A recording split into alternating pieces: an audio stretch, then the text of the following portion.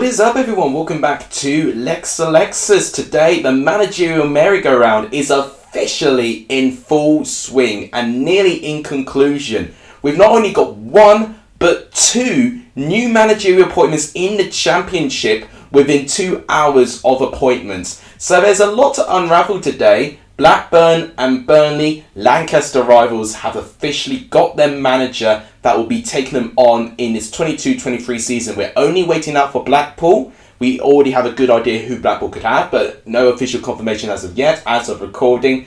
But Blackburn and Burnley both have now got a new manager at the helm. If you guys like what you see, please give the video a like. It does try out the channel. Please do hit the subscribe button if you want to see more Championship content on this channel. And please share this channel to as many people as you can. All of that helps too. But without any further ado, let's break down my thoughts of Burnley and Blackburn's new managerial additions.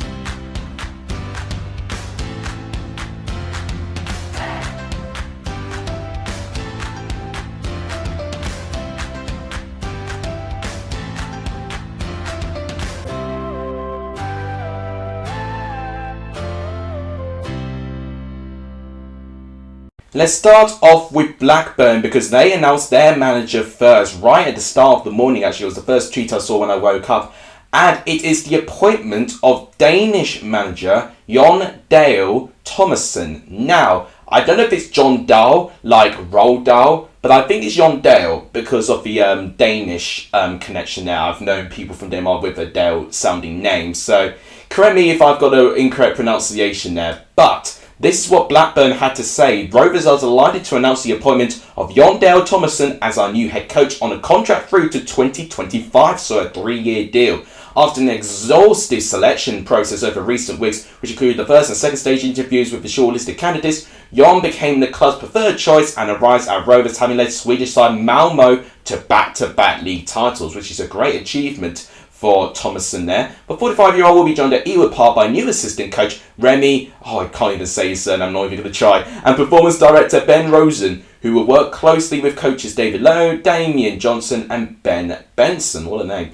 An illustrious playing career, the former Denmark international represented Herenveen, Newcastle, Feyenoord, AC Milan, Stuttgart and Villarreal, scored a record 52 goals in 112 caps for his country. I think he's still the Danish top goal scorer to this day, so that's a really impressive achievement for Tomasson there. After moving to coaching upon retiring in 2011, he had brief spells as a head coach of Dutch clubs Excelsior and Roda JC, before taking up as assistant manager roles with Vitesse Arnhem and the Denmark national team. Jon was appointed manager of Malmö in January 2020. During a 2-year period in charge, he led the Swedish club to a successful Allsvenskan League titles, as well as the group stages of the Champions League in both of those occasions too. And I know that because Chelsea played against Malmö in the last Champions League. So I have seen Malmö play a little bit, and I'll give you my thoughts on them for a minute. And then we've only just got quotes from the CEO, Steve Waggell. Been a long process, but we're pleased to eventually secure the services.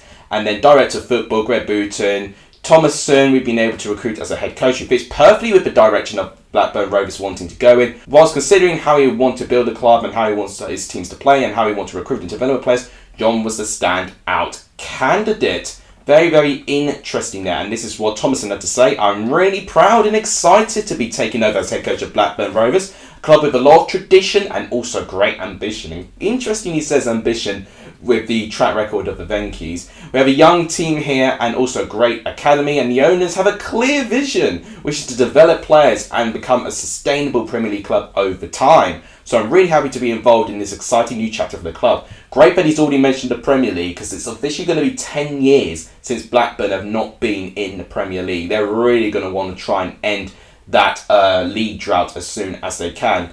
So he said, since leaving Malmö, I've been looking for the right club. I had a lot of options. After speaking to Steve and Greg, I got a good feeling about the club, and I think I found my new next opportunity. Grew up watching English football. Of course, he actually played in English football. As I mentioned above, he actually played for Newcastle, which at the time, I think they were managed by Kenny Dalglish as well. So that would have been peak Newcastle United at that time as well. You would have obviously known about Blackburn Rovers at that time. Around that time, Blackburn would have been really competing around the top part of the table. Here's a couple more details there on Tomasson taking a big job. This is from Andy Bays from BBC Radio Lancashire. The appointment of Dahl Tomasson at Blackburn Rovers was looking likely over the last 5 days or so. They were linked with Daniel Farke, which of course he's now manager of Borussia Mönchengladbach, Carlos Carvajal, Gareth Ainsworth, and Michael Beale and Duncan Ferguson over the recent weeks. And Duncan Ferguson definitely had very strong links when I last did my transfer show. But Tomasson was someone that just kind of snuck in, especially like right after I finished doing that transfer show on the Friday as well. Tomasson, who was in game for a 2-year spell with Malmo and has been given the opportunity of replacing Tony Mowbray at Ewood Park. And I've got to say, I really want to give credit to Tony Mowbray there. He's spent 5 years with Blackburn Rovers, and I think a lot of people see him now as a bit of, a little bit of a dinosaur, a little bit old-fashioned with the style of football. It's not normally great, but what he has done, and I think what would Tomasson be very attracted by, the amount of young players he's started to develop and the quality saleable assets he's got in this club, I definitely think Tomasson is being given a club in a much better stage than it was when Mowbray first originally joined, when Blackburn were in complete turmoil. They were relegated, of course, and Mowbray, of course, managed to get Blackburn to their highest finish in the Championship for quite a long time. Actually, I think since getting relegated, it's been their highest finish, finishing in 8th place. But Blackburn have never been in the playoffs since getting relegated from the Premier League, and they will look at, Luton can get into the playoffs, with the right system. Barnsley got it the year before that. Blackburn, with the history and the size of this club, they should be looking at, this being a target that they should try and go to the playoffs eventually. And I think eventually, if things click, I think it will be a great appointment. Now, the thing is, he's not been in English football for over 25 years. He's completely new to the Championship, as Bays has said, yeah. So 25 years since he last arrived on English shores. Kenny Dalglish signed him for Newcastle, as I said. Now, AC Milan, he actually managed to win a Champions League for 2003 one with AC Milan there, but he did lose out in the Istanbul AC Milan, and that was actually his last year with AC Milan before he moved to Stuttgart and then Villarreal a little bit later into the twilight of his career. I think one thing that does stand out with Tomasson is that he is a manager with Champions League experience and even going into this season. But as you can see, his Malmo side, when they were put into Chelsea and Juventus' group, they did finish rock bottom with a -13 goal difference, 1 goal scored and 14 goals conceded. And these were the results there. 3-0 to Juventus, 4-0 away to Zenit. We beat them by 4-0. But then we squeaked a win against them there. And this was a very nervy game. Hakim Ziyech getting the only goal in that game in the 56th minute. It was a very, very difficult game for Chelsea. I remember it very, very well there. Then they got their first goal and their first point by drawing at home to Zenit. And then losing out narrowly to Juventus, Moise Kean with the only goal in that game as well. So a bit of a shame in that part there, because actually getting into this competition, they did really, really well. They actually managed to beat out Rangers, as you can see over there, beating them by 2-1, Riggs and Biramovic with the goals, and then Stephen Davis trying to get a consolation for Rangers, but ultimately Rangers lost out at home. Kolak with a brace, Morelos, of course, Alfred Morelos getting the only goal there, but that wasn't enough. Now, obviously, the stats there are not quite promising, really, but this is against, the former Champions League winners and also, a Juventus team that are always very competitive in Serie A. So now for the fact that Tomasson is in the Championship with that experience could be quite crucial for Blackburn Rovers there. In terms of the style of play, I mean, you could see from the very few goals he scored, and obviously with Chelsea and Juventus, if there's a really tough team, he will sit back. He really will sit back.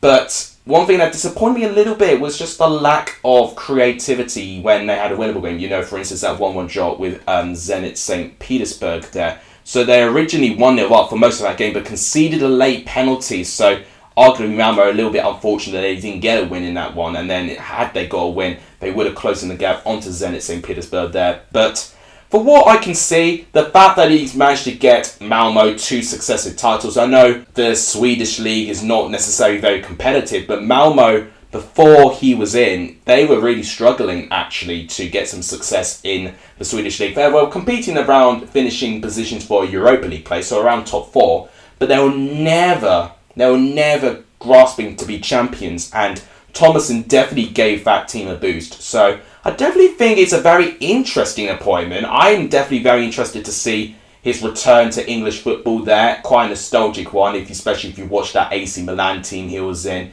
especially if you watch him in the Premier League with Newcastle as well. So a nostalgic one, a hell of a player, and we'll see if he can get the best out of his Blackburn Rovers team, and they'll definitely be wanting to try and kick on from his 8th place finish. I think it'll be not easy, especially with the fact that Ben Brighton Diaz could be linked away. Lenihan looks like that he's not going to get his contract renewed. He could go to Middlesbrough, he's heavily linked there. So it won't be easy, but he definitely has a lot of saleable assets, and if he's given time, I'll be very interested to see if he makes any signings potentially from Malmo and get any Swedish players in. So that'll be very exciting. And then the second managerial appointment of the day was Vincent Kompany. Now this was confirmed pretty much, very early on. They were saying that Vincent Kompany was the number one target. He was the favourite to join the club.